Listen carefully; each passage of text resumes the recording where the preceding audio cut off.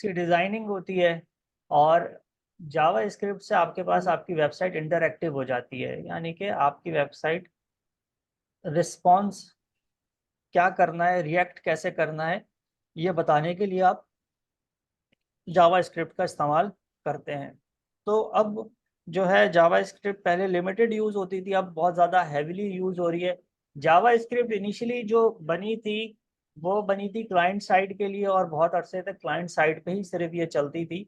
अभी पिछले कुछ अरसे इनमें जावा स्क्रिप्ट बहुत ज़्यादा तरक्की कर गई है, और अब वो सर्वर साइड पे भी चलने लगी है। क्लाइंट साइड का क्या मतलब है? क्लाइंट साइड स्क्रिप्टिंग लैंग्वेज इसको कहते हैं। क्लाइंट साइड का मतलब ये है कि जैसे ही आप किसी भी वेबसाइट के ऊपर जाते हैं, है ना, तो वेबसाइट पे जाते हैं तो आपके ब्राउजर के ऊपर तमाम चीज़ें लोड हो जाती हैं। तो होता यह है कि आप किसी भी डोमेन को जब हिट करते हैं तो वो जाता है सर्वर पे, और सर्वर से इंडेक्स का पेज फैच करके ले आता है, और जो HTML और CSS है वो सारी की सारी आपके ब्राउज़र पे लोड हो जाती है।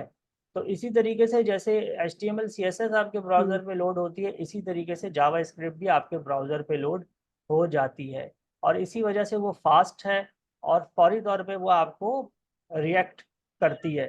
तो इसलिए उसको क्लाइंट साइड स्क्रिप्टिंग लैंग्वेज कहा जाता था, लेकिन अब वो सर्वर पे भी यूज़ होती है, और उसका काफ़ी अमल दखल हो गया है वेब के अंदर। और उसकी लाइब्रेरीज हैं, रिएक्ट जेएस है आपके पास, नोड जेएस है जो कि बहुत मशहूर है, जिसके ऊपर काफ़ी काम हो रहा है।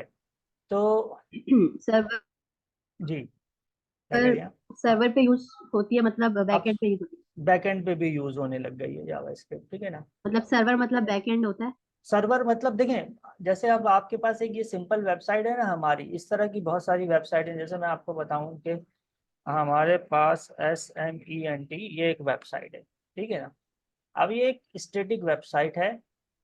आपने हम्म, ये वेबसाइट आपके पास लोड हो गई, ठीक है। अब ये सारी चीज़ें आपके पास आ गई, ठीक है। अब आप इस पे से किसी भी पेज पे जा रहे हो, वो सर्वर से वो पेज उठा के ले आ रहा है, ठीक है ना। तो सिंपल सी एक वेबसाइट है, इंफॉर्मेशन इसके ऊपर आ रही है और आप इसको ब्राउज कर सकते हो। ये इंटरैक्टिव वेबसाइट नहीं है, डेटाबेस ड्रिवन वेबसाइट नहीं है, ये सर्वर से बात नहीं कर रहा, ठीक है ना। वेयर एज आप इस तरह की कोई वेबसाइट पे जाते हो कि जहाँ के ऊपर लेट से के साइन अप है। अब साइन अप पे जब मैं ये सारे के सारे करेक्टर्स फिलअप कर दूंगा और यहाँ पे जाके साइन अप पे क्लिक करूंगा, तो ये तमाम इंफॉर्मेशन जहाँ ओके। ये वेबसाइट रखी हुई है दराज की, वहाँ पे जो डेटाबेस इसके साथ कनेक्ट हुआ हुआ है, वहाँ पे ये इंफॉर्मेशन सारी की सारी जाके सेव हो जाएगी। फिर जब मैं लॉगिन करूँगा, यूज़र नेम और पासवर्ड दूंगा, तो अगर करेक्ट यूज़र नेम और पासवर्ड दूंगा तो वो लॉगिन करके मुझे आगे ले जाएगा। रॉन्ग दूंगा तो आपको लॉगिन फेल्ड कहेगा। तो ये जो सारा प्रोसेस हो रहा है, ये क्या हो रहा है, सर्वर से कम्युनिकेशन हो रही है, ठीक है। तो ये सारा प्रोसेस जो हम्म। सर्वर से कम्युनिकेशन का है, ये बैकएंड के ऊपर होता है। इसके लिए आपको वेब प्रोग्रामिंग लैंग्वेज आना ज़रूरी है, ठीक है ना। वेब प्रोग्रामिंग लैंग्वेज भी आना ज़रूरी है, और इसके लिए आपको डेटाबेस का भी आना ज़रूरी है। तभी आप डायनेमिक वेबसाइट बना सकते हैं और सर्वर से इंटरैक्टिव काम करवा सकते हैं, क्योंकि डेटाबेस आपके पास आपके ब्राउज़र पे लोड नहीं होता है, डेटाबेस सर्वर के ऊपर रहता है। आप उससे इंटरैक्ट करते हो। जो यूज़र नेम पासवर्ड वो आपको इनकरेक्ट दिखाता है, वो बेसिकली डेटाबेस में जाके चेक करता है। चेक डेटाबेस में करता है, करता किस तरह से है, वो करता है वेब प्रोग्रामिंग लैंग्वेज के थ्रू, जैसे कि PHP है, जैसे कि ASP.NET है, पाइथन है। तो इन तमाम ओके। लैंग्वेजेस के, और आपको बताया कि अब जावा स्क्रिप्ट से भी आप सर्वर को इंटरएक्टिविटी सर्वर के साथ कर सकते हैं। तो लेकिन जो जावा स्क्रिप्ट इनिशियली आई थी, और जावा स्क्रिप्ट जो मशहूर है, वो इसलिए है कि जावा स्क्रिप्ट क्लाइंट साइड पर लोड हो जाती है, और क्लाइंट साइड के ऊपर फिर आप उसको यूज़ कर सकते हैं। जैसे कि अगर आपने देखा हो कि कभी आप फील्ड फील्ड नहीं करते और आप लॉगिन पे प्रेस कर देते हैं, तो देखें इंस्टेंटली फौरन ही हम्म। आपके पास ये रेड आ गया और ये लिखा हुआ आ गया। हम्म, ये जावा स्क्रिप्ट से होता है, जी। ठीक है ना। तो जावा स्क्रिप्ट आपकी क्योंकि ब्राउजर पे लोड हुई हुई है, तो वो आपको टाइम नहीं लेती, फौरन ही उसने आपको एरर दे दिया और यहाँ पे इसको रेड कर दिया।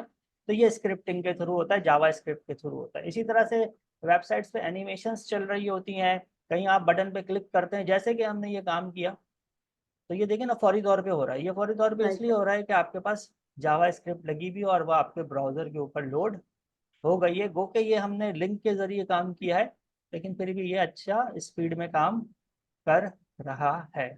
तो हमने भी जावा स्क्रिप्ट सीखनी है और इतनी सीख लेनी है इस कोर्स के अंदर कि हम जो है बेसिक कोई कोड कर सकें, हम इंटरैक्टिव बना सकें वेबसाइट को, हम कोई चेंजेस हो बने बनाए कोड के अंदर तो हम वो काम कर सकें। ठीक है ना। तो जावा स्क्रिप्ट के लिए आपको जो है ना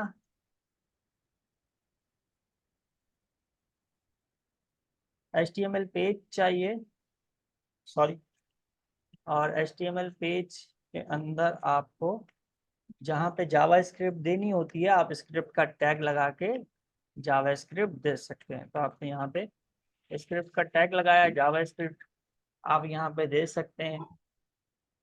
तो जावा स्क्रिप्ट को टेस्ट करने के लिए, प्रैक्टिस करने के लिए बहुत सारी चीज़ें हैं। कंसोल में जाके भी आप काम कर सकते हैं, यहाँ कोड के जरिए भी कर सकते हैं।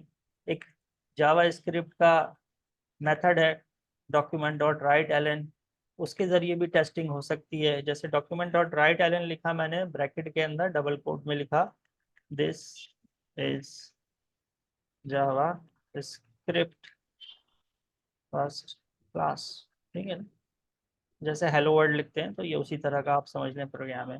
तो स्क्रिप्ट के अंदर इनक्लोज होगा ये, और ये इस तरीके से हमारे पास काम करेगा। इसको सेव कर लेते हैं हम अपने पास, और देख लेते हैं। अब देखिए जावा स्क्रिप्ट चूंकि एक प्रोग्रामिंग लैंग्वेज है और उसके लिए आपको प्रोग्रामिंग का थोड़ा सा बैकग्राउंड समझना ज़रूरी है। प्रोग्रामिंग क्या चीज़ होती है और किस तरीके से काम करती है। बेसिकली प्रोग्रामिंग का मतलब ये होता है कि आप कंप्यूटर से अपनी मर्जी का काम करवा रहे हैं। तो कंप्यूटर मशीन लैंग्वेज समझता है, ये जितना भी हम काम इसके ऊपर कर रहे हैं पीछे मशीन लैंग्वेज चल रही है, यानी हम कहीं क्लिक भी कर रहे हैं, कुछ लिख भी रहे हैं। तो बेसिकली जो है कंप्यूटर का जो कंपाइलर है उसके पास ह्यूमन लैंग्वेज जा रही है, और ह्यूमन लैंग्वेज यानी कि कोई भी प्रोग्रामिंग लैंग्वेज जा रही है, और कंपाइलर उसको कन्वर्ट कर रहा है इनटू मशीन लैंग्वेज। तो अब हमने प्रोग्रामिंग लैंग्वेज क्यों सीखनी है? हमने प्रोग्रामिंग लैंग्वेज यूँ सीखनी है कि हम उससे कंप्यूटर से अपनी मर्जी का काम करवा सकें, हम कोई प्रोग्राम खुद बना सकें। जैसे अभी तक हम जितनी भी चीज़ें यूज़ कर रहे हैं, जैसे ये VS कोड यूज़ कर रहे हैं, हम विंडोज़ यूज़ कर रहे हैं, हम MS वर्ड यूज़ कर रहे हैं, जूम यूज़ कर रहे हैं, ये बने बनाए प्रोग्राम हैं। किसी डेवलपर ने इनको बनाया है, किसी कंपनी ने बनाया है, या मल्टीपल डेवलपर्स और डिज़ाइनर्स होंगे, उन्होंने बना के एक आपको सॉफ्टवेयर दे दिया, प्रोग्राम दे दिया, और वो प्रोग्राम आपके पास रन हो रहा है, विंडोज़ पे इंस्टॉल हुआ है, और वो प्रोसेस होता है प्रोसेसर में जाके, और आपको रिजल्ट नज़र आ जाता है। तो अब आपने क्या करना है, खुद से प्रोग्राम बनाना है। तो खुद से प्रोग्राम बनाना अच्छा खासा एक जो है टास्क है और काम की चीज़ है, और आपको अगर अच्छे से प्रोग्रामिंग आना शुरू हो जाती है तो आप बहुत ज़्यादा वर्थ है, बहुत ज़्यादा वैल्यू है। जावा स्क्रिप्ट टॉप समझ लें 2-3 प्रोग्रामिंग लैंग्वेजेस में से है, हाईली पेड इसकी जॉब्स हैं। तो ये प्रोग्रामिंग इटसेल्फ पूरी एक लाइन है। तो इसके कुछ बेसिक चीज़ें हैं, वो अगर आप अच्छे से समझ लोगे, जैसे कि इसके अंदर वेरिएबल्स हैं, लूप्स हैं, इफ़ की कंडीशंस हैं, मेथड्स हैं, फंक्शंस हैं, वो ये कुछ बेसिक चीज़ें हैं जो तमाम प्रोग्रामिंग के अंदर होती हैं। फिर ये कि ऑब्जेक्ट ओरिएंटेड कॉन्सेप्ट्स होते हैं, वो आपको अगर समझ में आ गई तो बाकी फिर हर लैंग्वेज में प्रोग्रामिंग एक ही तरीके से होती है। हर प्रोग्रामिंग लैंग्वेज का कंपाइलर होता है, हर प्रोग्रामिंग लैंग्वेज का सिंटैक्स होता है, हर प्रोग्रामिंग लैंग्वेज में वेरिएबल्स होते हैं, डेटा टाइप्स होती हैं, लूप्स होते हैं, तमाम चीज़ें होती सिंटैक्स हैं। की मुश्किल होती है जी, समझने में, सिंटैक्स में थोड़ी सी मुश्किल होती याद है, रखने लेकिन में। लेकिन अगर आपको उसका बैकग्राउंड समझ में आ गया, चीज़ों का यूज़ समझ में आ गया, तो फिर सिंटैक्स भी इतना मुश्किल नहीं रहता। आप थोड़ी सी हेल्प लेके सीख सकते हो। तो किसी भी एक प्रोग्रामिंग लैंग्वेज पे अगर मेहनत कर ली जाए तो फिर स्विच करना कोई मुश्किल नहीं रहता। तो हमने यहाँ पे ये सिंपल सा एक प्रोग्राम बना दिया।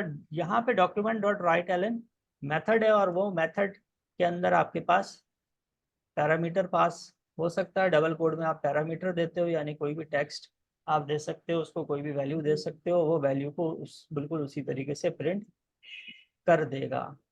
तो यहाँ पे हमने फोल्डर बनाया जावास्क्रिप्ट का और एक क्लास 1 के नाम से हमने, तो आप देखें कि ये हमारे पास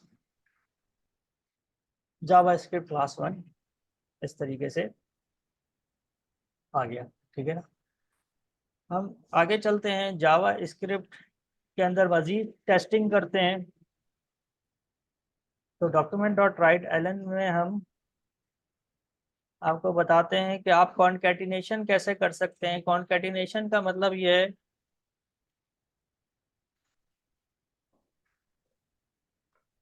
का मतलब यह है कि आप एक से ज़्यादा चीज़ों को एक साथ किस तरीके से लिख सकते हैं। तो कॉन्कैटिनेशन के लिए इसमें आप प्लस यूज़ कर सकते हैं, जैसे मैंने यहाँ प्लस यूज़ किया और उसके बाद फिर मैंने यहाँ पे 5+7 कर दिया। ठीक है ना। और आखिर में स्टेटमेंट टर्मिनेटर लगता है, जहाँ जिससे ये पता चल रहा होता है सेमीकोलन से कि यहाँ आपकी ये स्टेटमेंट खत्म हो गई है। ठीक है ना। अब इसको अगर मैं जाके यहाँ पे करूंगा रिफ्रेश, तो देखें इसने आपको क्लास कॉन्कैटिनेशन दे दिया और 12 दे दिया। अब ये चूंकि एक ही लाइन में आ रहा है, तो मैं क्या करता हूँ, ऊपर जाके या फिर यहाँ पर भी कर सकता हूँ, शुरू के अंदर मैं जाके यहाँ पे BR दे देता हूँ। तो इस BR से क्या हो जाएगा आपके पास कि इस BR से आपके पास लाइन ब्रेक हो जाएगी। जावा स्क्रिप्ट के अंदर अगर आपको HTML देना है तो आप इस तरह से डबल कोट लगाकर दे सकते हैं। तो ये कॉन्कैटिनेशन 12 सेकंड लाइन के अंदर हमने हमारे पास आ गया। तो इस लाइन में देखें हमारे पास 3 चीज़ें हैं। हम HTML लगा रहे हैं, उसके साथ कॉन्कैटिनेशन लगा रहे हैं, उसके साथ फिर 5 और 7 को प्लस कर रहे हैं। ठीक है ना।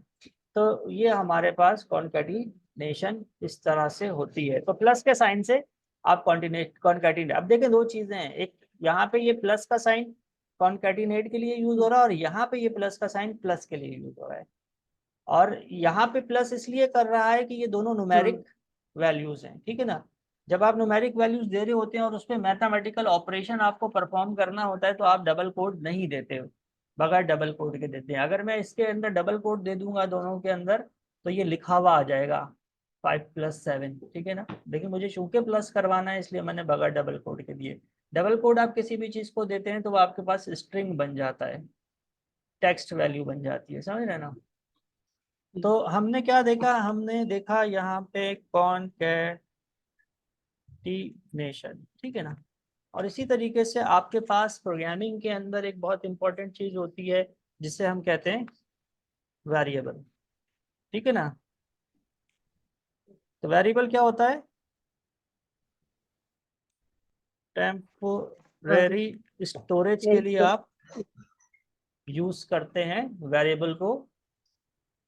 तो आपको क्योंकि प्रोग्रामिंग के अंदर कोई ना कोई फंक्शनैलिटी परफॉर्म करनी होती है, कुछ वैल्यूज को यूज करना होता है आपको, तो आपको जो है डेटा डेटा के ऊपर बेसिकली काम हो रहा होता है ना। तो डेटा के ऊपर फंक्शनैलिटी परफॉर्म करनी होती है, काम करना होता है, तो आपको वेरिएबल्स रिक्वायर्ड होते हैं ताकि आप उसके अंदर अपना डेटा स्टोर करें और फिर आगे अपने प्रोग्राम के अंदर उन वेरिएबल्स को आप यूज करें। तो जैसे ही आप वेरिएबल लेते हैं, तो आपके पास क्या होता है कि एक मेमोरी के अंदर आपके पास वेरिएबल जगह ले लेता है और फिर उस जगह के अंदर आप कोई भी डेटा स्टोर कर सकते हैं। ठीक है ना।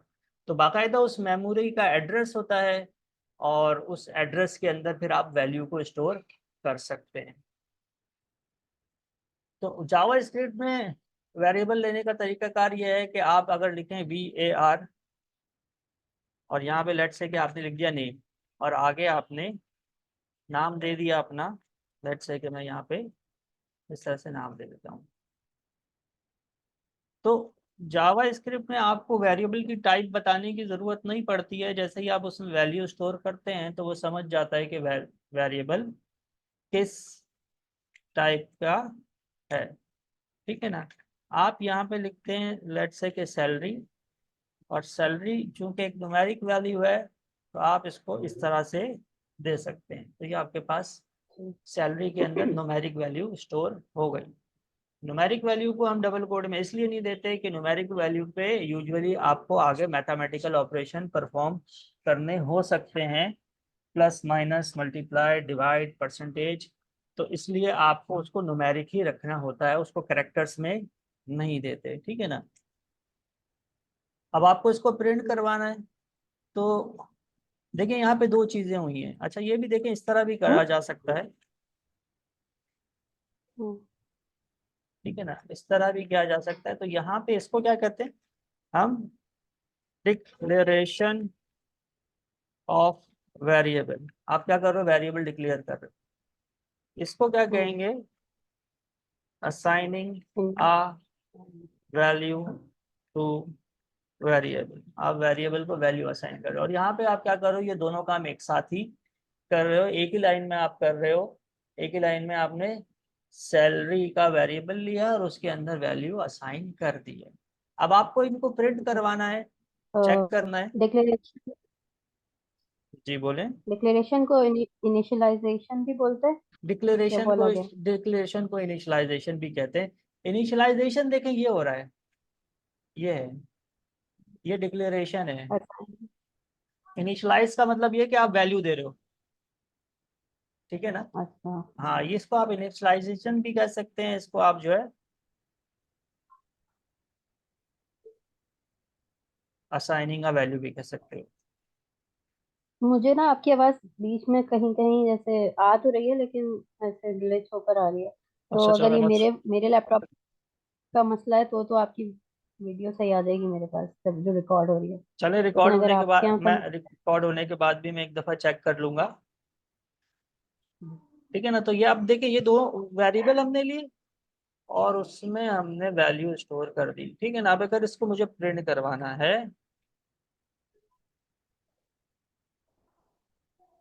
तो मैं अगर यहाँ पे जाके लिखूंगा, देखिए अब मुझे क्या चाहिए, अब मुझे जो नेम के अंदर वैल्यू है ना वो चाहिए, तो ये मुझे डबल कोड में नहीं दूंगा, मैं वेरिएबल का नाम दूंगा, ठीक है ना।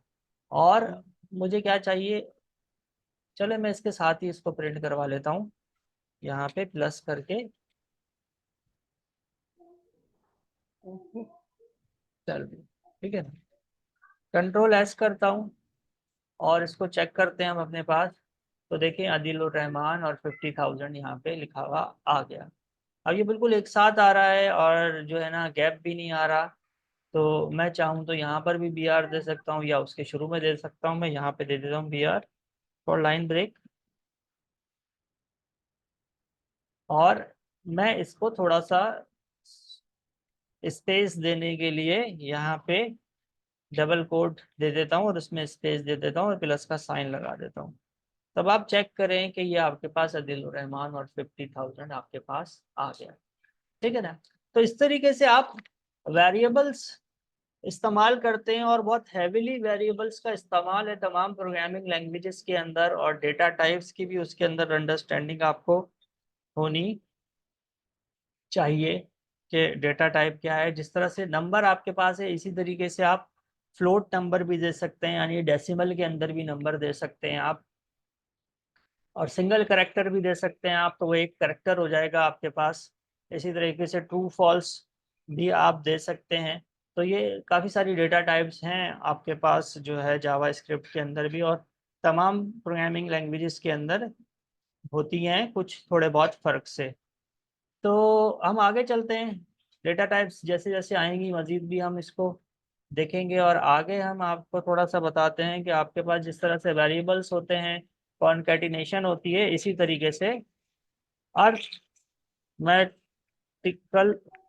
ऑपरेटर्स होते हैं, ठीक है ना। तो ये मैं थोड़ा सा देखिए फास्ट ही लेके चल रहा हूँ, पहली क्लास में ये इस तरह से नहीं पढ़ाते हैं नॉर्मली, तो आपने बताया था कुछ किया हुआ है चीज़ें आपको, तो मैं उसी हिसाब से लेके चल रहा हूँ, कोई इशू हो तो आप पूछ लीजिएगा। तो डॉक्यूमेंट डॉट राइट एलन में हम अगर लिखें यहाँ पे जाके, लेट्स से के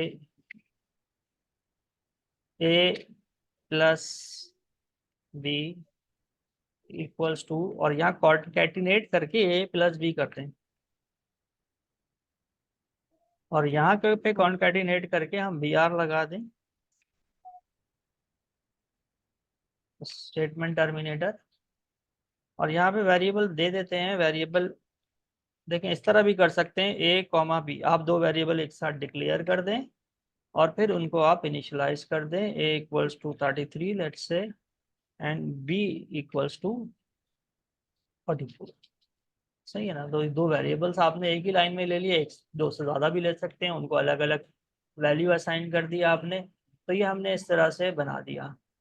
और इसको अगर हम जाके चेक करें अपने पास, तो ये आपके पास ए प्लस बी इस तरह से आ रहा है, 77 भी आ रहा है। हाँ। यहाँ पे जाके मैं बी आर दे रहा हूँ ताकि लाइन ब्रेक हो जाए। तो ए प्लस बी इक्वल्स टू 77, जिस तरह आपके पास प्लस है इस तरह माइनस है, मल्टीप्लाई है एंड डिवाइड है। तो ये मैं यहाँ पे इस तरीके से माइनस लगा देता हूँ, मल्टीप्लाई लगा देता हूँ एंड डिवाइड का साइन लगा देता हूँ। और मल्टीप्लाई के लिए यहाँ पे स्टेरिक की जगह एक्स लगा देता हूँ, बट यहाँ पे स्टेरिक लगेगा। मल्टीप्लिकेशन परफॉर्म करने के लिए आपको स्टेरिक लगाना पड़ता है, और यहाँ पे आपके पास माइनस लगेगा, और यहाँ पे डिवाइड के लिए ये लगेगा आपके पास। ठीक है ना। कंट्रोल एस करते हैं, चेक करते हैं हम अपने पास। तो देखिए हमारे पास plus minus multiply and divide इस तरह से काम कर रहा है। ये आपके पास अर्थमेटिकल ऑपरेटर्स होते हैं। चीज़ों को उसके नाम से समझ लें, याद कर लें तो बहुत आसान हो जाती हैं चीज़ें। देखें जैसे कि ऑपरेटर, आपको ये हम्म। वर्ड बता रहा है दो चीज़ों के बीच में जो चीज़ ऑपरेट कर रही होती है उसे ऑपरेटर कहते हैं। तो यहाँ पे ऑपरेटर का काम ही यही है कि दो जो वेरिएबल्स हैं उनके बीच में क्या ऑपरेशन परफॉर्म करना है। तो प्लस माइनस मल्टीप्लाई डिवाइड ये ऑपरेटर के तौर पे यहाँ पे काम कर रहे हैं। ये हमने स्ट्रिंग लिखा है जो एग्जैक्टली ऐसे ही डिस्प्ले हो जाएगा क्योंकि डबल कोड में। ये प्लस कॉन्कैटिनेट कर रहा है इसको सेपरेट करने के लिए, क्योंकि आगे आप मल्टीप्लिकेशन हम्म। कर रहे हैं, मैथमेटिकल ऑपरेशंस परफॉर्म कर रहे हैं, ऑपरेटर्स लगा रहे हैं, तो आपने एक ब्रैकेट देके सेपरेट कर दिया। और ये वेरिएबल्स हैं, इनको इसलिए हमने डबल कोड में नहीं दिया, और ये इनके ऊपर ये ऑपरेशन परफॉर्म हो रहे हैं। फिर कॉन्कैटिनेशन और फिर बी आर लाइन ब्रेक के लिए। तो इस तरीके से आपके पास ये, अगर ब्रैकेट नहीं देंगे तो काम नहीं करेगा? नहीं ब्रैकेट नहीं देंगे तो काम नहीं करेगा। कैसे? असल में काम हो सकता है कर भी दे इस केस के अंदर, बास केस के अंदर हो सकता है प्रॉब्लम करे आपको, करके देख लें। क्योंकि जो है ना ब्रैकेट से ये होता है कि काम आपका ना सेपरेट हो जाता है, नहीं तो। नजर, हाँ देखते हैं। तो अब देखें इसने आपको वैल्यू बढ़ा नहीं। दी 33 और हाँ। 33 और 34 को क्या कर दिया, अब इसने क्या कर दिया देखें उसको कॉन्कैटिनेट हाँ। कर दिया। समझे ना, उसको एज अ टेक्स्ट ट्रीट कर रहा है। तो इसको अलग करने के ओके। लिए, ऑपरेशन परफॉर्म करवाने के लिए ब्रैकेट दे तो दें ये तो वो ये मैथ्स बेटर वाला रहता जो। है जी। तो ये अब आपको ओके। 77 इस तरीके से करेगा। ठीक है ना। तो अब इसी तरीके से देखें, इसमें थोड़ा सा और हम देख लेते हैं कि अगर हम यहाँ पे वेरिएबल्स में ले लेते हैं ओबी नंबर यानी कि ऑप्टेन नंबर, और यहाँ पे ले लेते हैं हम टी नंबर यानी कि टोटल नंबर, और दे भी देते हैं यहाँ पे वैल्यू यानी कि ओवी ओवी नंबर ऑप्टेन नंबर हम कर देते हैं फॉर 44, और टी नंबर को हम कर देते हैं 500। और अब हमने निकालनी है परसेंटेज, तो हम इसी को कंट्रोल सी करते हैं, कंट्रोल वी करते हैं, और लेट्स से कि हम कहते हैं कि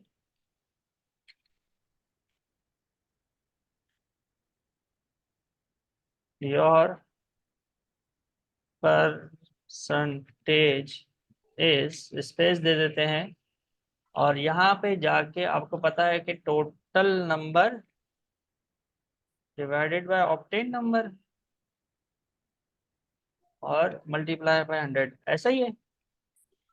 मुझे करके देख लेते हैं, रिजल्ट से आइडिया हो जाएगा मैथ्स में हमारे देखती को। हूँ। योर परसेंटेज इज 112, 112 तो नहीं हो सकती परसेंटेज, तो कुछ गड़बड़ करी है हमने। तो ऊपर। Total number, obtained number divided by total number होगा मेरे ख्याल से। Obtained number divided by T number multiply by 100, again check हाँ करते ये हैं। किया। 88.8, ठीक है ना। तो ये परसेंटेज हमारे पास निकल हाँ कर आ गई। तो प्रोग्रामिंग के अंदर देखें, ये हमारे पास वेरिएबल्स, ऑपरेटर्स, ये इंपॉर्टेंट होते हैं। ऑपरेटर्स और भी होते हैं, ग्रेटर देन का होता है, लेस देन का होता है, नॉट इक्वल्स टू का होता है। ठीक है ना, ये सारे के सारे ऑपरेटर्स हैं और ये काम करते हैं हमारे पास। और जो है, जैसे जैसे आगे बढ़ेंगे तो हम ये करेंगे। आपने भी बोला था कि वेरिएबल में, जी, वेरिएबल का, आपने अभी बता, वेरिएबल में कोई चीज होती है करेक्टर, तो करेक्टर मीन्स, करेक्टर की क्या एग्जाम्पल है करेक्टर? करेक्टर की ये एग्जांपल है कि आपने वेरिएबल लिया, लेट्स से कि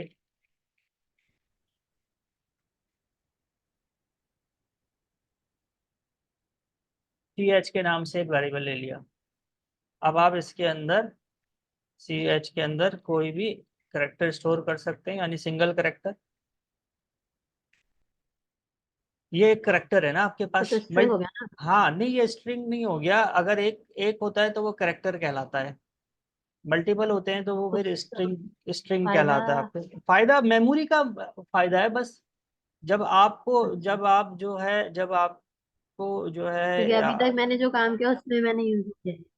हाँ, तो मेमोरी का है मसला। बहुत सारी लैंग्वेजेस हैं, उसके अंदर सेंसिटिविटी है कि जहाँ पे आपको करेक्टर लेना है तो फिर करेक्टर ही लेना है। आप जो है ना, फिर स्ट्रिंग नहीं लेना होता आपको, तो इस तरह से है। ठीक है ना। तो ये कैरेक्टर में नंबर नहीं आ सकता करेक्टर में नंबर नहीं आ क्या? सकता। करेक्टर इसीलिए होता है, टेक्स्ट के लिए होता है। अच्छा जी। तो अब हमने जो है, अगर करेक्टर में देखें नंबर आएगा भी ना, अगर आप उसको एज अ करेक्टर के तौर पे देंगे, यानी कि डेटा टाइप देंगे, तो फिर वो नंबर के तौर पे ट्रीट नहीं करेगा, वो करेक्टर के तौर पे ही ट्रीट होगा। मतलब हाँ, नंबर अगर हम स्ट्रिंग के अंदर हाँ, स्ट्रिंग डालेंगे के तो अंदर हम देंगे तो। लाइक, तो ठीक उसके है, अच्छा। अंदर कॉमा अब ये आप मतलब। इसकी इस तरह से प्रैक्टिस कर लीजिएगा, तमाम जो अभी मैंने चीज़ें करवाई हैं जावा स्क्रिप्ट की। और अगर ये आपको अच्छे से समझ में आ रहा है, पहले की नहीं है इसमें से कुछ चीज़ें या आपने सारी चीज़ें, तो फिर अगली क्लास में थोड़ी और स्पीड में चलेंगे इन चीज़ों को यूज़ करते हुए। यानी अगली क्लास में हम इफ एल्स की कंडीशंस को कवर्ड कर लेंगे, और फिर उसकी अगली हम्म, क्लास में हम इसमें प्रोग्राम्स बनाना शुरू कर देंगे। इफ एल्स और लूप्स हैं, तो हो सकता है कि अगली क्लास में दोनों चीज़ें हो जाए, नहीं तो 2 क्लासेस लगेंगी इफ एल्स की कंडीशंस को, और इफ एल्स के हम्म, साथ फिर प्रोग्राम्स हमारे शुरू हो जाएंगे, और फिर हम लूप्स के ऊपर काम करेंगे, फिर उसके प्रोग्राम्स बनाएंगे। तो अगली क्लास में इफ एल्स एंड फिर उससे रिलेटेड जो प्रोग्राम्स हैं कि इवन और ऑड नंबर निकालना है हमें, और जो है नंबर दिया है उसका स्क्वायर निकालना है, इस तरह की चीज़ें हैं। ग्रेटर नंबर सेलेक्ट करना है, ग्रेड निकालना है, मार्कशीट बनानी है। ये प्रोग्राम्स अगर आपने नहीं किए हुए तो फिर ये हम प्रोग्राम कर लेंगे इफ एल्स कंडीशंस को, और ये जितने ऑपरेटर्स और चीज़ें हमने यूज़ किए हैं इनको करते हुए। ठीक है।